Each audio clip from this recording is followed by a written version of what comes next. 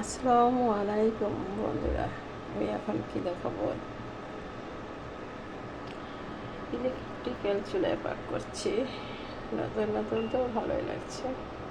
তো আমি এখন দেখাচ্ছি শীতের দিনে রাত্রে বৌভাত ভালোই লাগে। তো আমি অনেক দিন হয় বৌভাত রান্না করি না। এখানে আমি কি দিয়েছি, বৌভাতটা যখন আমি করছি দিয়েছি বসে, তখন আমি লবণ, কাঁচামরিচ, পেঁয়াজ, রসুন দিয়েছি। হ্যাঁ, তো আমি এই যে বড়বড়ি, সিম সাথে কি দিয়েছি দেখাচ্ছি, আলু সিদ্ধ দিয়েছি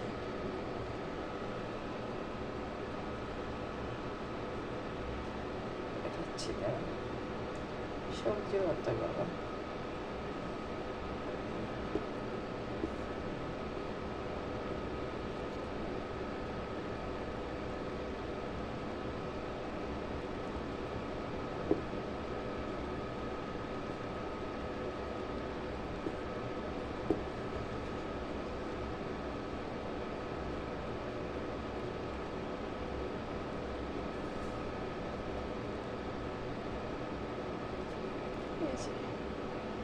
এই যে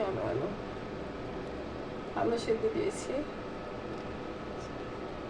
ভাতের সাথে দিলে, সিদ্ধ দিলে হয় কি, আমাদের টাঙ্গাইল, আমার শ্বশুরের টাঙ্গাইল, সবাই ছোটো বড়ো সবাই বসা ভাত বেশি খাওয়া ভালো না, ডায়াবেটিসের জন্য। যাদের ডায়াবেটিস আছে তাদের বসা ভাত না খাওয়াই ভালো। মাঠটা থেকে গেলে ভাতটা খেতে টেস্ট হয়, খাওয়া বেশি হয়, আর ভর্তা ভাত আরও মজা হয়। তো আমি এখন চুলাটা অফ করে দেব। এইখানে অন অফ, এই যে অফ,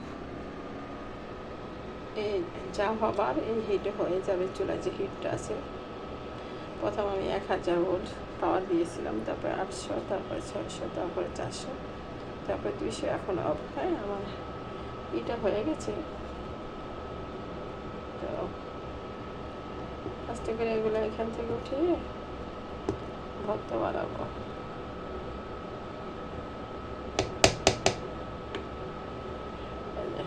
কোনো কিছুই ফেলানো যায় না। এটা হচ্ছে আমার ডাল ঘুটনির কাঠি, আমি রেখে দিয়েছি। অনেক সময় এটাও কাজে লাগে, পোলাও টোলাও রান্না করলে ঝরঝরে করার জন্য, পাট শাক নাড়াচাড়া করার জন্য। পাট শাকটা ঝরঝরে করতে হয়। এটা হচ্ছে ডালের কাঠি, ডাল ঘুটনি ভেঙে গেছে, ছেলে জানে কী করছিল। তো কত রেটে কিনেছি। কারেন্টটা চুলায় পাক করলে অনেক সাবধানে করতে হয়। ঠিক আছে, রাখি। আল্লাহ হাফেজ। আমি বোয়া পাক করলাম। আমাদের বিক্রমপুরে বলে, মুন্সিগঞ্জে বিক্রমপুরে বলে বোয়া, আর ঢাকাতে অনেক জায়গায় বলে বৌভাত। যে যাই বলুক, তার বাসায় সেটাই ঠিক সঠিক। ঠিক আছে, রাখলাম। আল্লাহ হাফেজ।